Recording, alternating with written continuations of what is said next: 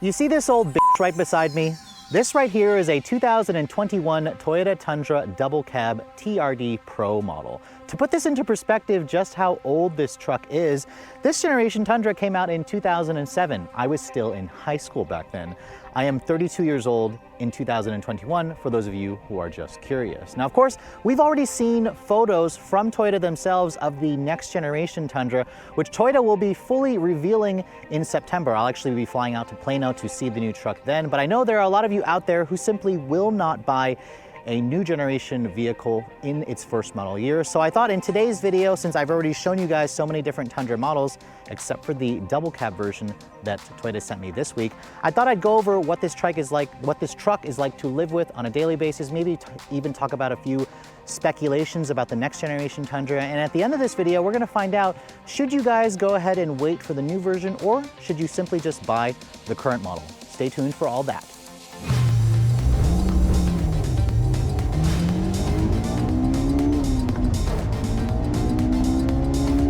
So the beauty about a truck that is so old is it is very simple to actually buy one of these vehicles. In the world of this segment, where typically manufacturers offer as many as 6 or 7 different powertrain configurations, Toyota only offers just one, a 5.7 liter naturally aspirated big block V8. Now you guys should know this engine pretty well. This is the company's engine that they've first introduced in the Tundra way back in 2007. It's also sees duty in the Toyota Land Cruiser and the Lexus LX 570. You still get 381 horsepower and 401 pound-feet of torque. Those numbers are quite respectable. Even today, after all of these years, it's paired out with a 6-speed automatic transmission only, which is where the Tundra is down several gears compared to its competitors. You'll find as many as 10 speeds, for example, in the Chevrolet trucks and the new Ford F-150 as well. Now, because this is a big engine with a 6-speed automatic, fuel economy is quite poor. This truck is rated to get 13 in the city, 17 on the highway. As it sits, it weighs in at around 5,470 pounds, so just under 5,500 pounds, but the Tundra is still capable of towing. This one here will tow a maximum of 9,900 pounds, so just under 10,000 pounds, and it'll carry a maximum of around 1,600 pounds in the bed. Now, of course, I could talk about the styling with this truck. However, you guys have seen it now. It's been on the market for quite some time. Toyota gave it a really extensive freshening back in 2014. You can see this lunar rock metallic exterior color is a really nice color option on the TRD Pro model. You can see the TRD Pro is the off-road oriented version of this truck. You have this big Toyota grille at the front that spells out Toyota. There's the radar sensor, of course, for the Toyota Safety Sense, the adaptive cruise control. You have these fake vents here on the hood, which give it more of an aggressive look. If you guys go for a limited and upgrade, Toyota will give you LED headlights, LED low and high beams, LED or incandescent turn signal. The LED daytime running light is standard on all trims, where you'll get a halogen on the lower trims, and the SR5 or the TRD Pro models also give you these fog lights, which are LED by Rigid Industries. Overall, the truck still looks good on the outside. I think Toyota has done a decent job of keeping it fresh in terms of the exterior design. Now, moving around the side profile, I do like the wheels on the TRD Pro models. You can see these are an 18-inch BBS forged wheel wrapped in 275/65 width tires. These are a Michelin all-terrain tire. These tires definitely aren't as aggressive as what you'll find on like a Ram TRX or an F-150 Raptor. The TRD Pro technically does not have the chops to compete with vehicles like that because it doesn't give you the engine upgrades. What you do get is a factory lift kit. You get a Fox suspension with a 2-inch lift. You get around 10.6 inches of ground clearance. You have a front multi-link or an unequal length control arm in the front, suspension independent, and of course a solid axle out back with leaf springs. There's rumors, of course, of Toyota completely upgrading the next generation Tundra with independent rear suspension. There's rumors of that, or at least switching over to a coil spring, maybe even an air spring design. We've seen that, of course, on the new Ram 1500. Now, if you guys go for this particular cab configuration, Toyota doesn't offer a sunroof. Instead, of course, you get these half-size doors, although the Access cab model, the double cab model, still surprisingly gives you a decent amount of room. The bed length is 6.5 feet. The TRD Pros either offer you the 6.5-foot bed or a 5.5-foot bed if you guys go for the Crew Max model. You can see at the back, the taillights are all incandescent. That's where it's really going to show you just how old this truck is. A lot of trucks are going to full LEDs, and it has some resemblance to an F-150 here from the previous 2 generations ago. You can see down here, you got your tow hitch. The exhaust system on the TRD Pro model, you can see you have this black chrome tip, which is kind of like a catback sport-tuned exhaust. It sounds pretty good. I'll show you that in the test drive later on. And then you can see the bed is surprisingly damped, the tailgate is, and my tester includes this nice spray-in bed liner. And the 6.5 foot bed is really the way you gotta go if you guys actually plan to haul stuff in this vehicle. The 5.5 foot beds that I've tried in all these trucks with the 4 full-size doors, the bed isn't quite as useful. It really should be 6 feet long to get all the usage out of it, but unlike some competitors, you don't really get too much in terms of features. Yes, you have those little bed hooks and such where you can secure cargo, but if you're looking for like what Ford offers, like their generator that's built in back there, you simply will not find that in the current Tundra. So let's briefly talk about the interior of the 2021 Tundra. Remember, I've shown you this interior before, so this is going to be kind of a brief overview of the TRD Pro model. Now, getting inside and shutting the door has a relatively solid sounding thunk considering the age of this platform, but as you can see, nothing has changed on this interior. For how massive and wide this truck is, you have a really small 8-inch touchscreen. Of course, this is the upgraded unit. The standard size is a 7-inch. I am imagining Toyota is going to be significantly upgrading this. In fact, they've actually shown us a teaser photo of the next generation Tundra, which has a massive tablet-style widescreen display. I'm gonna guess it's at least 12 inches because that's the size you find in the Ram and the F-150, but don't be surprised to find a 14-inch screen, the same one that we find in the new Lexus NX that I showed you guys. You can see the current one has these gauges that are very traditional, analog, with a very teeny tiny helper screen in the center. You do have, of course, Android Auto and Apple CarPlay that is wired, at least for the current 2021 version. The seats are wide, supportive, and comfortable. They're unique to the TRD Pro models. They're leather heated seats. If you want cooled seats, you need to go to a Platinum or a 1794 edition, which also includes memory seats. These seats themselves are 8-way power with a 2-person lumbar support on the driver's side, just a 4-way power on the passenger side. When I put the truck into reverse, you can see there's a backup camera. It doesn't give you any kind of special views, not even trajectory, which is nuts considering how big this truck is. No parking sensors either on this particular trim. You can find that, I believe, on other trims. Here's the Toyota stock head unit. You can see pretty old. I'm very anxious to see the next generation system, which is now being developed by Toyota Connected, a new in-house development team that handles their infotainment technology, which will include over-the-air updates. Now, a couple of differences between the double cab model and the Crew Max. The JBL sound system that you get on the Crew Max is not available, so instead of 12 speakers, you have a 7-speaker premium audio system, which sounds okay. I would highly recommend the JBL system, which isn't wonderful, but at least it's better.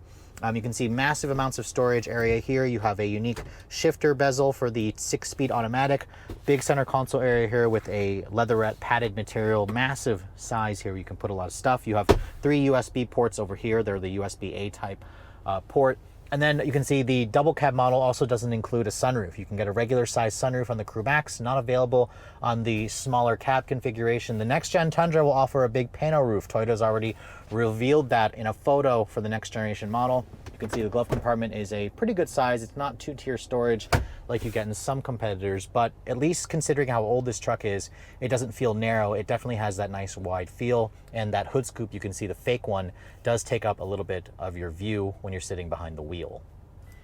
Now, I do want to show you what the back seat is like, because when you guys go for the double cab configuration, Toyota essentially adds another foot of bed length, but they take it out in the rear seat because this is the same overall length as the standard Crew Max. Now, Toyota says you get around 34.5 inches of legroom back here, which is a little bit less than what you'd find in something like a Toyota Corolla. It's actually not bad. You do get one map pocket over there. These seats, they still flip up to reveal some underfloor storage over here if you guys need to.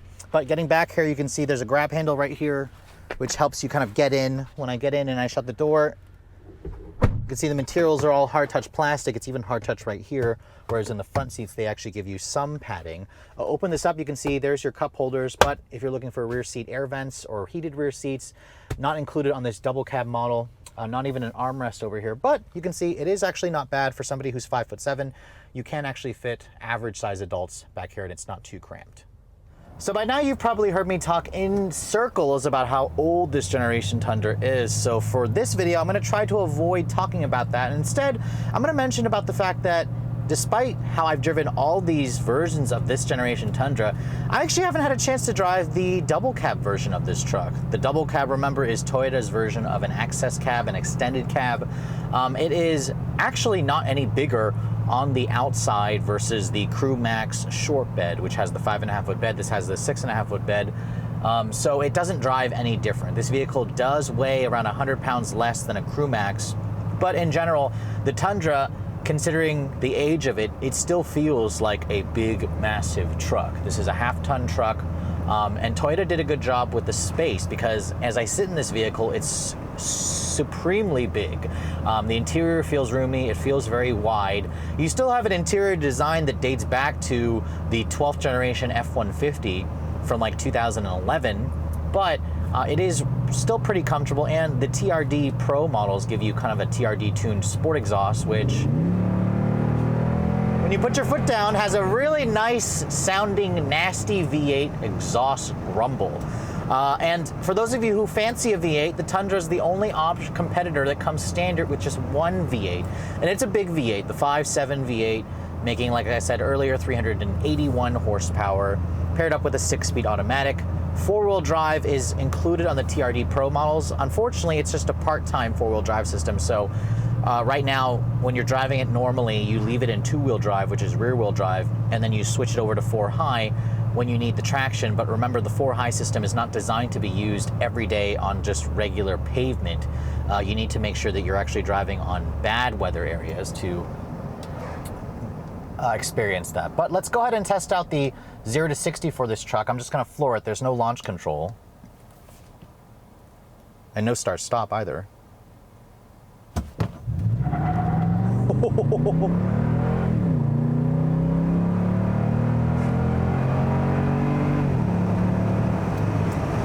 And I just got 0 to 60 in 6.75 seconds with a good deal of wheel spin happening at the back tires. Remember, rear wheel drive, I have the bed completely unloaded, and you know, 6.75 seconds is perfectly respectable. Not bad performance considering the age, again, of this powertrain. Only 6 gears. Still, the V8 sounds good. It does require a good bit of revs to get it going, but it feels like it can get the job done really well. The only problem, of course, with this transmission and this powertrain is the subpar fuel economy, even by big half-ton truck standards.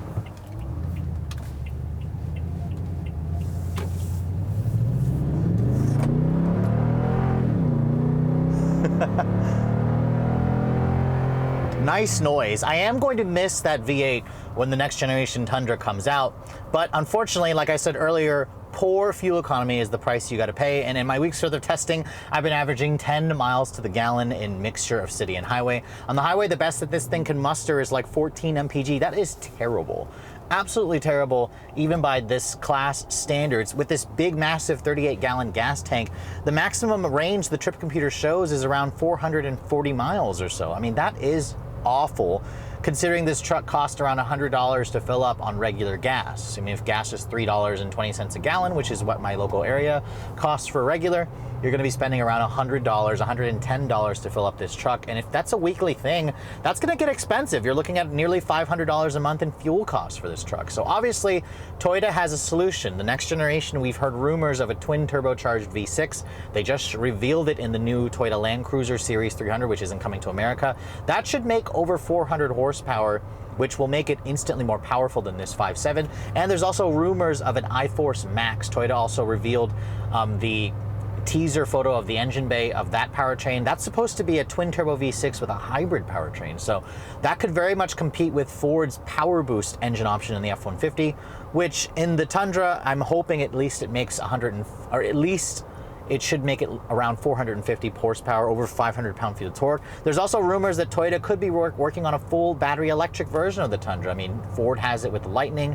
Ram just revealed it, of course, for the Ram 1500. GM, you know, is going to be working on something like that. We've got the Rivian truck and this Tesla Cybertruck all coming. So Toyota would really be missing out if they didn't do a full battery electric version. No confirmation yet, but there are, of course, rumors of that happening, because this subpar fuel economy in this truck, while, you know, sure, it's going to last you a long time with very few issues, nobody wants to be paying nearly $500 a month on gas if you actually do, you know, drive 400 plus miles a week. That's just too outrageous. It's basically another car payment just to be keeping this truck refueled. But other than the poor fuel economy, you do still find plenty to like about the current Tundra. The seats are still comfortable and wide. They can easily support, bigger Americans. You have plenty of room on the inside. The tech has been updated over the years. At least this one here has Android Auto and Apple CarPlay, but you have this tiny 8-inch screen. The Toyota safety sense, so you have their driver assistance, like adaptive cruise control. That shuts off at around 20 miles an hour, so it doesn't offer the full, stop and go feature. And this particular trim is missing blind spot monitoring with rear cross traffic alert. You have to go up to the platinum grade to get that, or the 1794 to get that, which in a truck that's this big, it should offer blind spot monitoring or cross traffic alert. Halogen headlights are also still standard on the lower grades. The limited and up versions will come with Toyota's LED headlights, which are a nice upgrade, obviously, but you can tell that Toyota has been putting basically lipstick on a pig over the years. And that may not necessarily be a bad thing for those of you who want a dependable, reliable truck that's going to last a long time. But just know that it's going to make the truck feel noticeably, less new compared to the competition. The beauty about that, though, is you're going to be spending a lot less money buying this truck new.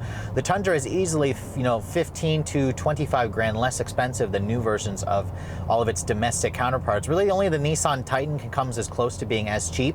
But I would say that the Titan, compared to this generation Tundra, is the more modern option. And as old as the Titan is, I'd probably choose that over the Tundra if I wanted a truck that was going to be, a little bit more user-friendly and a little bit more, familiar feeling versus all these crazy high-tech new trucks.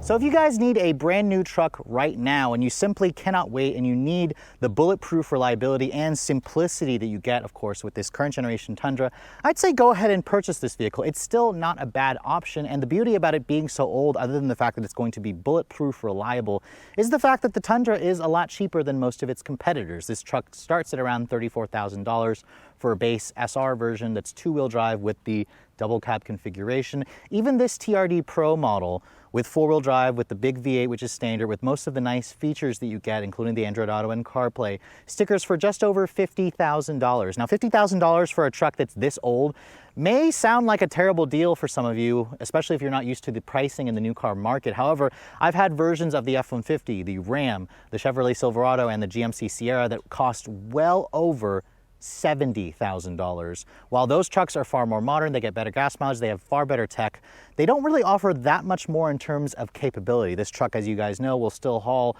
around 1,600 pounds of stuff in the bed. It'll still tow a maximum of 10,000 pounds properly equipped. And it's going to be bulletproof reliable because it's a Toyota and the fact that it's been in production for so long. So at around $50,000, minus whatever discount Toyota dealers offer you, I'm not entirely sure they discount the TRD Pro models that much. This is still a really nice option for you, especially if you need something that's a lot less expensive versus all the rivals. So really, if you guys need a truck right now, this one is still certainly worth a look. However, if you like to have the newest option, which is something that I prefer, I would definitely suggest waiting for the next generation Tundra because of that twin turbo V6, because of the rumored hybridized powertrain, and perhaps even the full electric model that's coming, along with the interior that offers way more tech, like a panel roof and of course a large touchscreen display, which should include things like wireless CarPlay and of course Toyota's next generation of Toyota connected services, their infotainment system. With all that said, I hope you guys have enjoyed my full overview on the 2021, the last 2021 Toyota Tundra that I'll probably review for the channel. If you're also looking to see the latest cars I'm testing, be sure to follow me on Instagram at redline_reviews, like us on Facebook, and as always guys, please keep subscribing to the Redline Reviews YouTube channel for all the latest reviews. Thank you so much for watching. I'll catch you all in the next video.